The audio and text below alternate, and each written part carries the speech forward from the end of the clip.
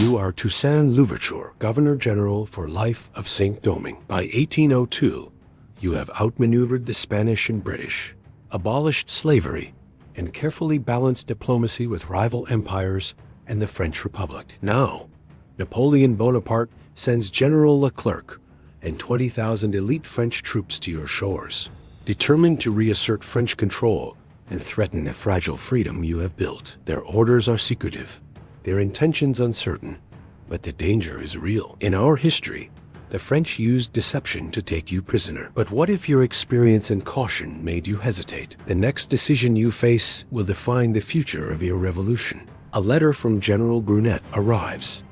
It's an invitation to his headquarters, a promise of safe conduct for a meeting to discuss peace. You recognize the ploy immediately.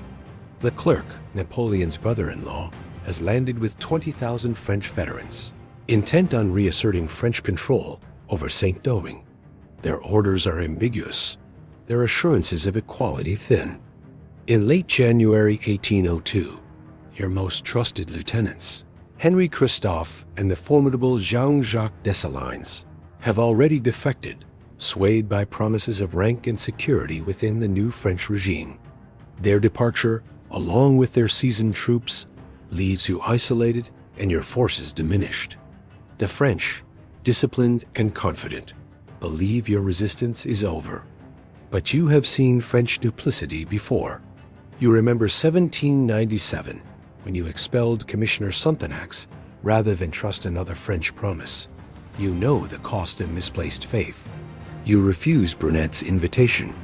Instead, you draft a courteous but unwavering reply, explaining that your duty demands you remain among your soldiers. You do not keep this exchange secret. You show Brunet's letter to your commanders, to your troops, and to the workers in the fields. You expose the French strategy, not a fair fight, but an attempt to remove you by deception. This act transforms their attempted trickery into your rallying cry. It becomes evidence that the French do not see you as a partner, but as a threat to be eliminated.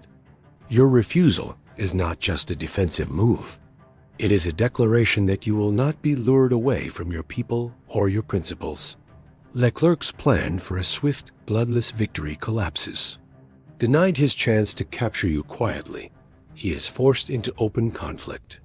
His columns march inland, hunting for your forces across unfamiliar ground. You order a scorched earth retreat, burning coastal towns and withdrawing into the mountainous interior. Your soldiers, trained in guerrilla tactics, blend into the forests and ravines. You know every trail, every hiding place. The French, used to the open fields of Europe, find themselves hemmed in by jungle and steep ridges. You strike with precision. An ambush on a narrow ridge leaves a dozen Frenchmen dead before your fighters vanish, and a single sharpshooter high in a mahogany tree drops an officer with a single shot. The French win empty towns and charred plantations, but the decisive battle they crave never materializes. They are left to fight shadows and silence. As the campaign grinds on, the real enemy emerges. Yellow fever sweeps through the French camps, striking down men by the hundreds. In 1802 and 1803, as many as half of the French soldiers who landed in the New World die from disease, not battle.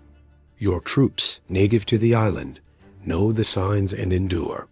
The French, weakened by fever and despair, fill their hospitals with men whose skin yellows and whose bodies convulse with chills. The disease kills with a speed and certainty that no musket can match. It is the island itself that becomes your greatest ally. News of the mounting losses and the endless stalemate reaches Paris. Napoleon's vision of a restored French Empire in the Americas grows dim.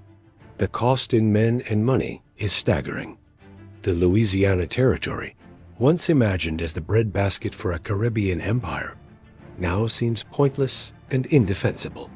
Napoleon chooses to sell it to the United States, not only to finance his wars in Europe, but because your resistance has made colonial ambitions in the hemisphere untenable. Meanwhile, your former lieutenants, Christophe and Dessalines, watch as French promises unravel. Their own men die for a cause that no longer offers hope or honor. They see you, not as a fugitive, but as the only leader capable of delivering freedom and stability. The momentum shifts. The French, decimated by disease and unable to break your resistance, begin to withdraw. The ships that brought Leclerc's army now carry the survivors away. The French warships retreat over the horizon. For the first time, you stand not as a rebel, but as the leader of a liberated land. Yet victory brings its own burdens. The world's greatest army has been defeated, but the work of forging a nation is just beginning. But as the last French ship disappears, a new war begins, this one without uniforms and without mercy. The battlefield is silent. The French are gone. But peace, as you now see it, is just another front line. You have defeated the greatest empire in the world, but now you must govern what it tried to destroy. A nation of survivors, a land still bleeding, a revolution that promised everything and must now deliver. You thought the hardest part would be driving the French into the sea. You were wrong. You begin drafting a new constitution, not as a governor of a colony, but as the founder of a sovereign nation. One that must unify those who were enslaved, those who owned slaves, and those who switch sides depending on the day. You must turn war into structure, rage into law. In 1801, your first constitution promised liberty under the French flag. All men are born, live and die free and French. But now, the French are gone, and you're not sure anyone wants to be French anymore. Your new republic must go further. But how far before it fractures? The formerly enslaved want land, not wages, not promises, dirt under their feet, a house that cannot be taken. For them, the great plantations are scars, symbols of blood and bondage. To leave them intact feels like betrayal. But the mixed-race elites educated, landowning, once loyal to France see opportunity. They want to restore order, property, hierarchy, to replace white masters with brown ones. You try to hold the center. You reject both vengeance and restoration.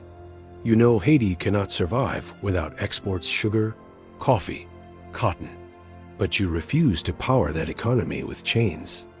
Therefore, you design something in between. You invite a handful of white planters back not out of forgiveness, but utility. Their knowledge, their contacts, their contracts. Under supervision, under new law, they return. But their presence is a spark, and the fields are dry. You create a labor code. Every freed worker has the right to remain on the land, to live in a cabin, to tend a garden, to receive food, medicine, and a fixed share of the crop they produce. It is not slavery, but it is not freedom as they imagined it. Movement is restricted. Work is mandatory. The plantations survive, but resentment grows. You hear whispers that you are becoming too powerful, that your dream of discipline feels like dictatorship, that you're building a nation by forcing everyone to hold their breath. You do not respond. You legislate. You make permanent the abolition of slavery. No exceptions, no returns. You outlaw racial hierarchies. You declare yourself Governor General for life. But even your most loyal allies know this order is held together not by consensus, but by you. And you cannot be everywhere at once. The Constitution you forge is a strange thing, part Enlightenment philosophy, part military doctrine. It speaks of liberty, equality, justice, but it also speaks of control, surveillance, and the fear of collapse. The ports reopen, the plantations hum, but beneath the surface, contradictions stir. Freed people feel watched, elites feel cheated, foreign merchants smile, but their governments frown. And from across the sea, letters arrive, polite refusals, unanswered petitions, missing shipments. Other nations do not speak your name, but they are watching, and they are waiting. You have founded a black republic, and every white empire in the Atlantic now calls it a plague. your revolution is over. But your war has only changed shape. To others, you are not a leader. You are a precedent. Proof that millions of enslaved people can rise, organize, and win. From your palace in Cap Franque, you issue trade decrees and write letters to foreign consuls. But no treaty, no negotiation can change what you represent. You are a disruption to the world order, and the world responds accordingly. In the American South, planters whisper your name like a threat. President Jefferson quietly reverses the diplomatic progress made under Adams. Haitian ships are denied entry to U.S. ports. Black refugees from Saint-Domingue are turned away or watched carefully, as if your revolution might be smuggled ashore inside their memories. Across the Caribbean, governors brace for rebellion. They tighten laws, censor newspapers, and patrol the docks. British officials, pragmatic but cautious, permit trade through back channels, but always with a naval shadow.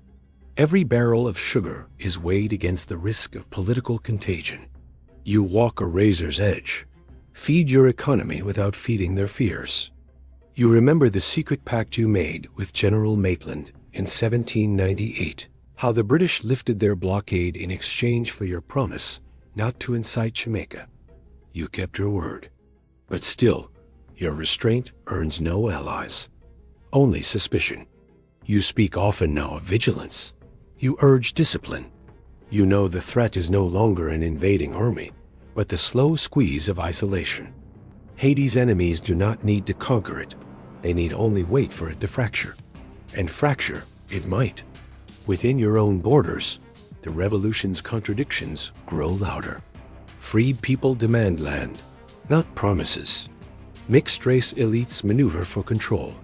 Some whisper that you have become too powerful, too rigid, that your dream of order has hardened into autocracy.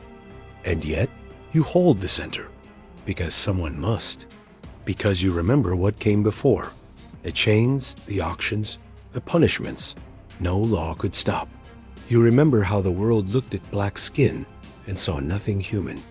And you refuse to let Haiti become a failed experiment that confirms their prejudice.